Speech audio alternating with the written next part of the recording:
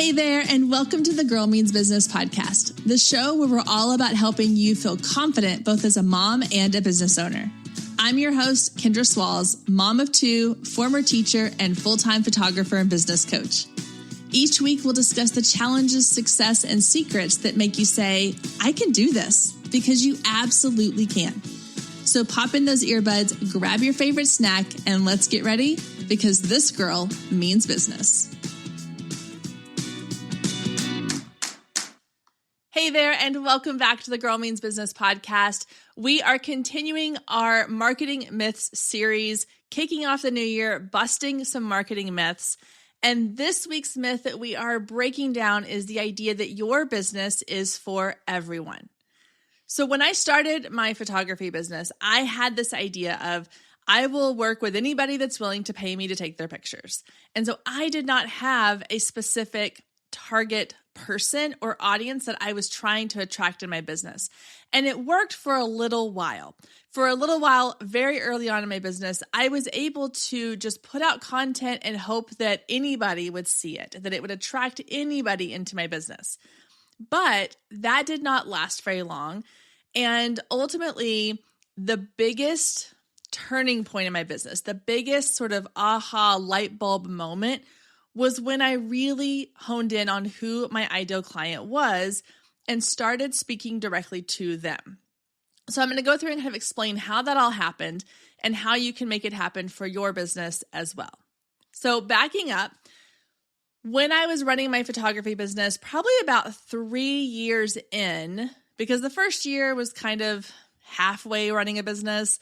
The second year, I really gave into, this is a business, I'm running it like a business, but I was really focused on the skill piece of it, which if you go back and listen to the last episode of the Marketing Myth series, you'll learn all about how you need more than just skills in your niche, you need marketing strategies. But I was really focused that second year on how can I get better at my skill? How can I learn photography? How can I get better at taking photos? And then by year 3 was when I was like, okay, now it's time to figure out how to grow my business, market my business, because what I'm doing, I've kind of hit a plateau. And I decided I was still working full time. So all of the money I was making from my business was going back into my business. And so I decided to join a group coaching program, kind of a marketing mastermind, if you will. And one of the first things that our coach had us do was this ideal client profile.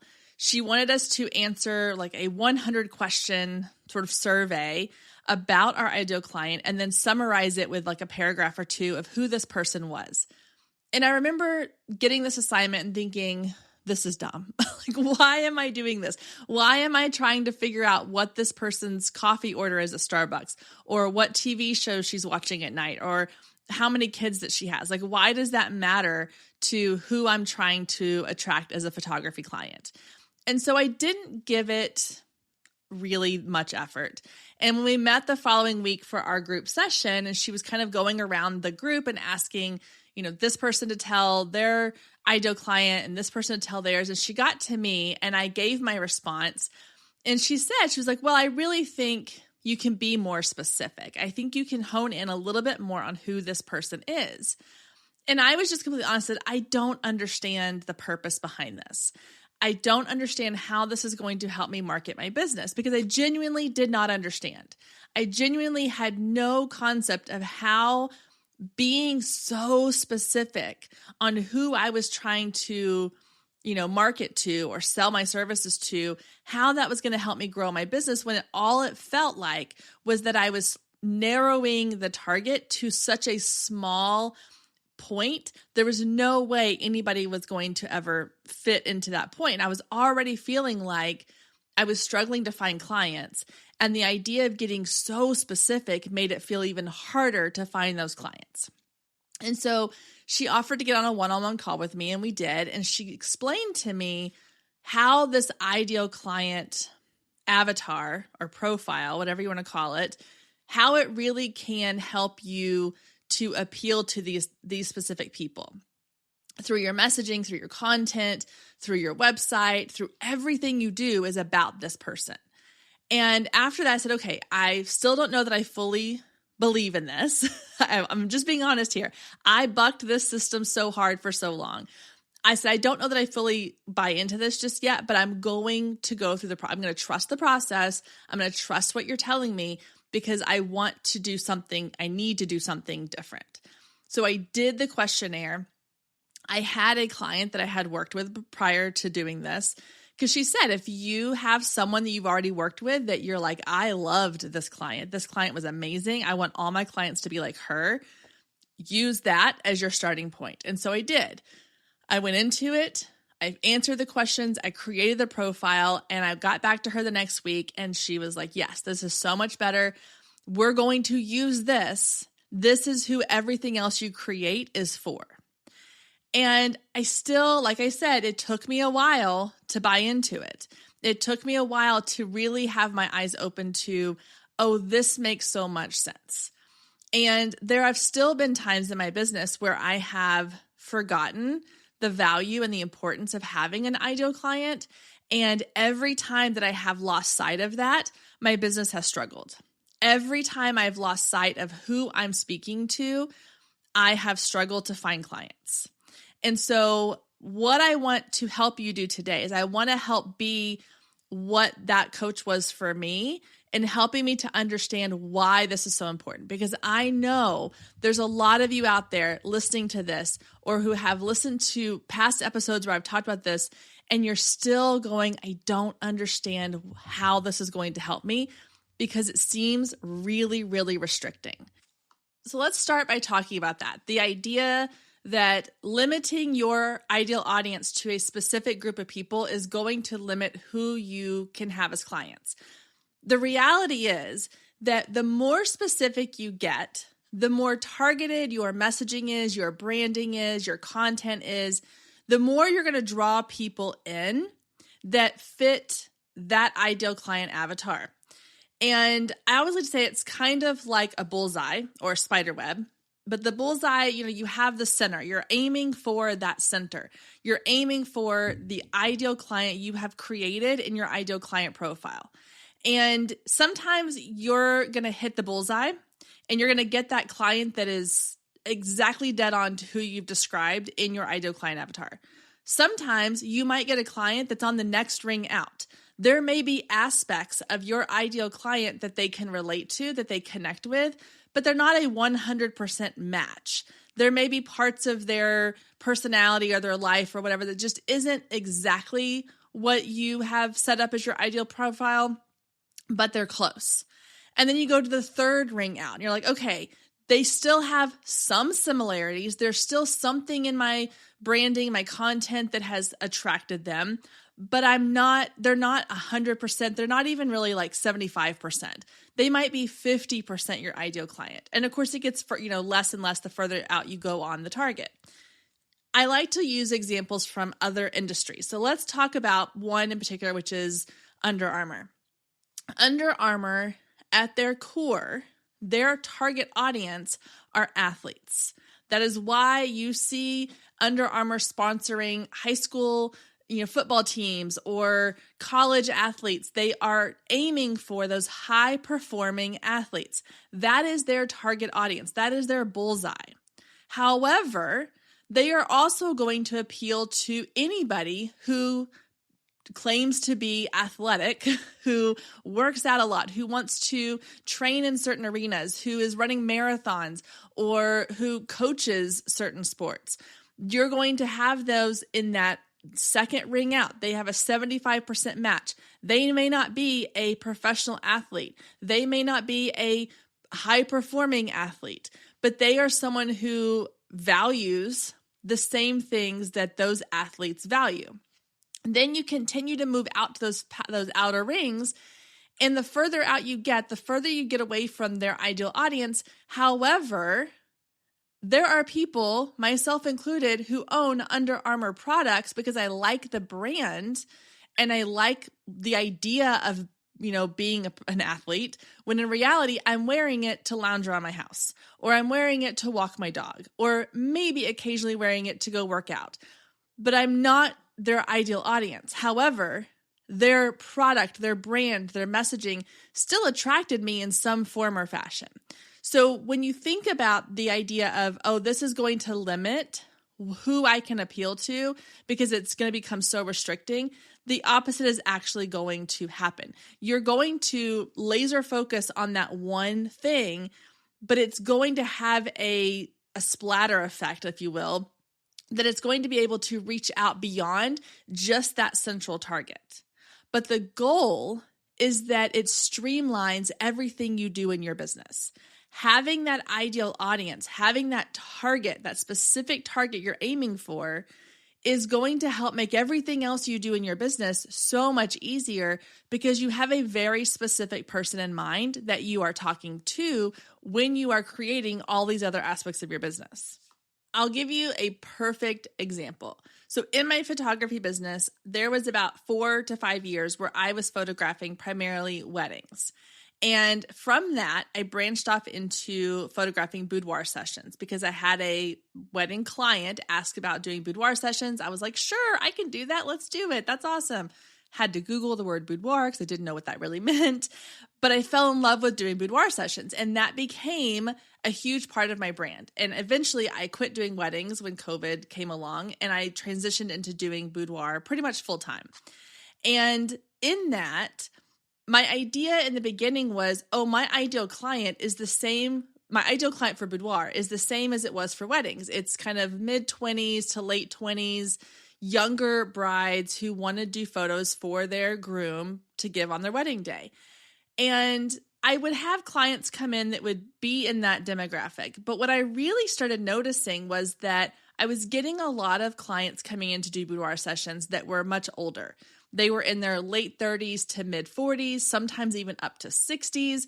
But my sweet spot, those sessions that I really walked away from going, that was amazing. I feel so energized by that session, were the ones where the women were 30s to 40s, late 30s to mid 40s. They had kids. Their kids were a little bit older, like elementary, middle school age-ish, sometimes even older than that. And they were in a phase of life where they were ready to rediscover who they were as women. They were done being someone's mom. I mean, not done. You're never done, but you know what I mean. They were tired of just being so-and-so's mom or so-and-so's wife or this job title or that job title or whatever the titles that were attached to them were. And what I found was that in the time that they would come in, they would sit in the hair and makeup chair for about an hour and a half. We would talk and we would connect. And these were the women I could connect with on such a deeper level. And we would talk about the impact that these photos were going to have. And then I got to see the actual impact that these photos had on their, the way they looked at themselves, the way that they carried themselves, just their opinions of themselves changed in that 3 hours that we were together. And that is where I was like, oh, this is my ideal client. It's not the 25-year-old bride who could take beautiful photos on her iPhone. It's the 42-year-old mom who wants to rediscover who she is after this other phase of her life is kind of coming to a different point. And so I changed everything in my messaging. When you go onto my website and you look at my boudoir page, one of the first things it says is, I get it. You are so much more than just a mom, a wife, and the titles that you carry. You give everything you have to all these other people. It's time to give back to yourself. And I carry that over into all of the messaging, every blog post, every social media content piece, every reel, every, wording on my website, my pricing guide, my print gallery guide, like all of that is aimed at this one particular person. It is aimed at, I named her Sarah. She is 38. She's a mom of 2. She's married. She's a full-time nurse. And I have created this entire brand around what does Sarah need in order to have no doubt in her mind that this is a session that she needs to have for herself. Stay with us. We'll be right back. If you've been listening to the Girl Means Business podcast for any amount of time, then you know my love of email marketing runs deep. Not only is it a great way to generate new leads, but it's one of the most effective methods for nurturing warm leads and turning them into sales. Now, over the years, I've tested several email platforms, and my favorite by far is Flowdesk. Not only do they make email marketing simple and easy, even for the technically challenged, but they have everything you need to create stunning emails, capture leads, make sales, and automate the entire process, giving you time back in your busy day. And the cherry on top is you're only charged one flat fee no matter how many subscribers you have. So while other platforms will increase your price when you go over your pricing tier limit, Flowdesk has no price increases or hidden fees. If you're ready to give Flowdesk a try, click the link below in the show notes to save 50% off your first year. Let Flowdesk help you design emails people will love. Click the link below and check it out. I have a feeling you're going to love it just as much as I do.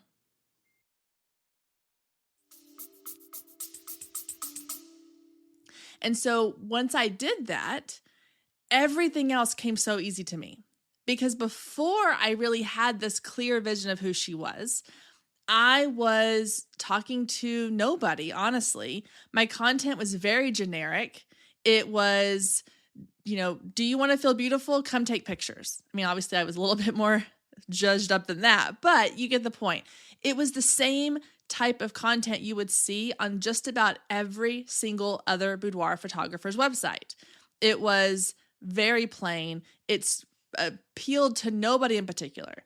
And as soon as I switched it up and I said, no, I'm talking to the woman who is ready to rediscover who she is outside of all these other things that she does on a daily basis, everything fell into place. My business took off. I was being referred by people all the time because they would come in, they would feel connected, they would have the experience, they would go tell all their friends about it, and then I would get more bookings off of that. All from this one simple change that I made. It was that simple, but it really did impact everything else I did. So if you have this feeling now, like you sit down to create content for your business and you're like, oh, it just does not feel inspired. It feels so boring and I don't even know what to say. I'm just talking about my latest clients or my latest this or that.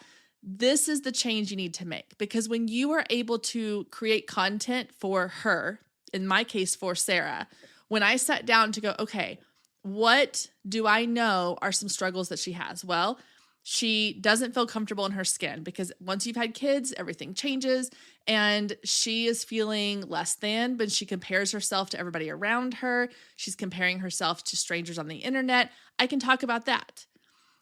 She struggles with the idea of like, am I good enough as a mom? Am I doing the best that I can for these kids? Like I'm wearing myself thin.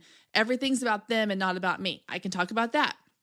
She wants to reconnect with her significant other because after she's had kids and she gives everything she has to her career, she has nothing left in the tank at the end of the day. So she wants to reconnect with her spouse, her significant other on a romantic level. I can talk about that. I can share date night ideas. I can do all these things.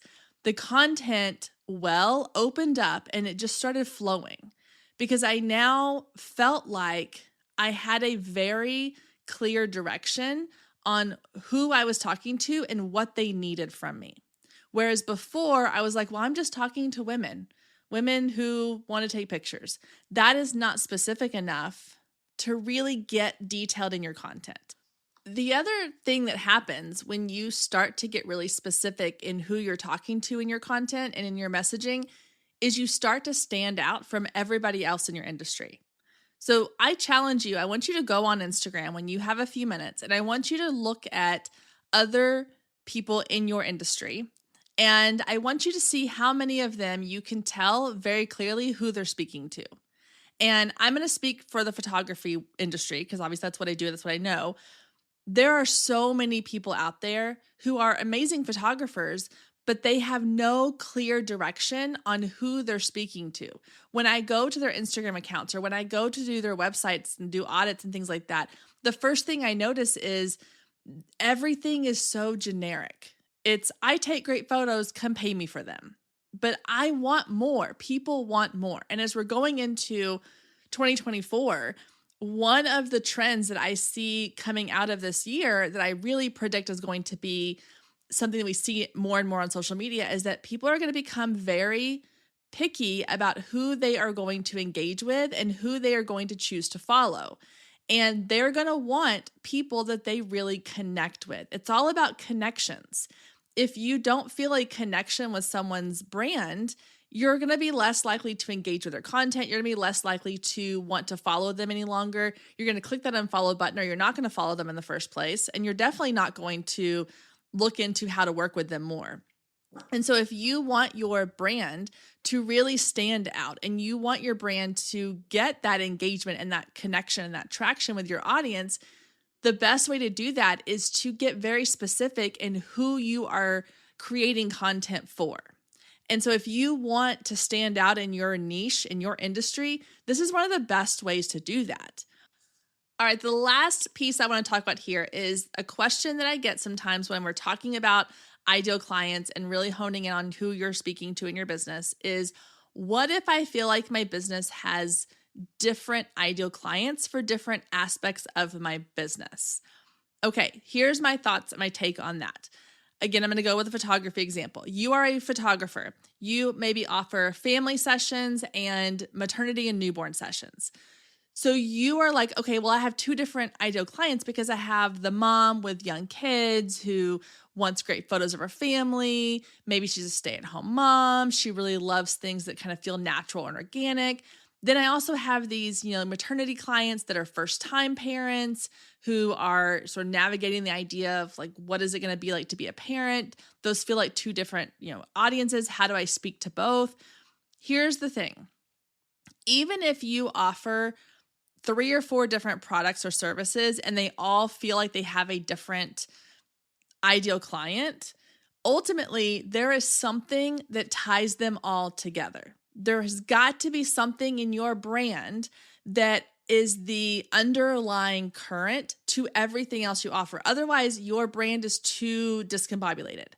So the example of the photographer who's a family photographer and a maternity newborn photographer, you're really speaking to the same person at just a little bit of a different phase of life. So maybe your ideal client is a mom, whether she's a first-time brand new mom or a mom of 5, but she's a mom who really values, healthy foods and healthy products in their home. She really loves organic, natural, light, bright, everything is neutral, everything, like you have this sort of vibe and this feeling of who she is. The only difference between your family client versus your maternity client is where they're at in their phase of life. But you can still hone in on who she is at the core of who she is. So if you're thinking my business speaks to 4 different people, I encourage you to go, okay, yeah, maybe there's 4 different people in these 4 different phases, but what is it about all of them that is similar? You think about like that Venn diagram where you have like the circles that overlap. What's in that middle? What's in that overlapping piece that you can then really speak to and then branch off when you get more specific on what you offer? So if you're that family maternity photographer and the overlapping piece is that you are speaking to women who really love things that feel very natural and they don't love things that are sort of overly done. They want everything to be kind of minimalist and simple and just get back to basics sort of feel. That's the underlying current of your brand. And then as you're speaking to the maternity, the brand new mom for the first time, you can get very specific about where she's at, the phase of life that she's in when they go to that portion of your site or that piece of your marketing materials. And then when you're talking to the mom of 4 or 5 kids who's further down the line, who has a little bit more experience, you can speak to her in a little bit different way in that marketing materials. But again, it all comes back to that overlapping piece of the Venn diagram is what do they have in common that makes your brand your brand? And there's always a piece this is going to come back to. It's a little bit of yourself. If you do not feel connected to your ideal client, if you don't feel connected to your brand in some form or fashion, then you might need to reconsider your target audience because your target audience can't be so far on the opposite spectrum from you.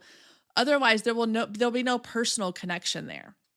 If Under Armour was saying that their target audience for these high-performing athletes, but yet everybody that starts the brand are couch potatoes who are just sitting around watching Netflix all day, there's going to be a disconnect. They're not really going to know how to speak to that client. So there has to be aspects of you in your ideal client. Now, she might be in a different phase of life, or she might be in a different income bracket, or she might be living a little bit different lifestyle than you. But again, it always has to come back to there needs to be a foundation that you, because you are your brand at this point, you have to connect with your clients in some form or fashion. So what can you do to find those, again, those overlapping Venn diagram pieces where it's your ideal client, yourself, and your brand all meet in the middle for one really beautiful moment where everything comes together. All right. I hope you found this episode really helpful. I hope it's giving you some clarity around the importance of knowing who your target audience is.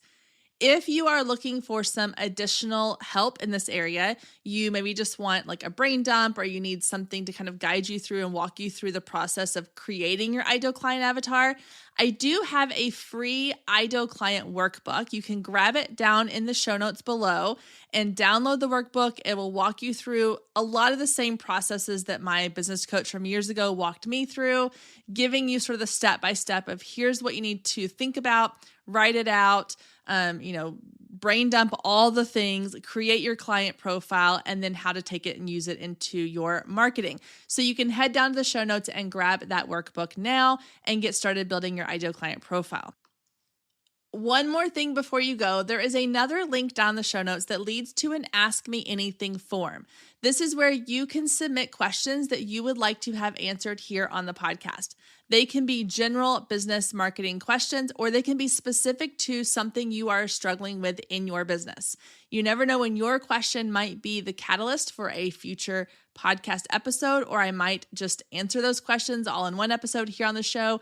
But I would love to hear from you, because your questions, your comments, your input are what help keep this show pertaining to what it is that you want to hear from me. I want to create content that I know is going to be helpful and valuable to you and your business. So submitting that form, asking me your burning questions is going to be incredibly helpful. All right, guys, thank you so much for being here this week. I hope you have an amazing week, and I will see you back here, same time, same place. Thanks again for tuning into this week's episode. Don't forget to leave a review and follow us on socials at Girl Means Business. See you next week.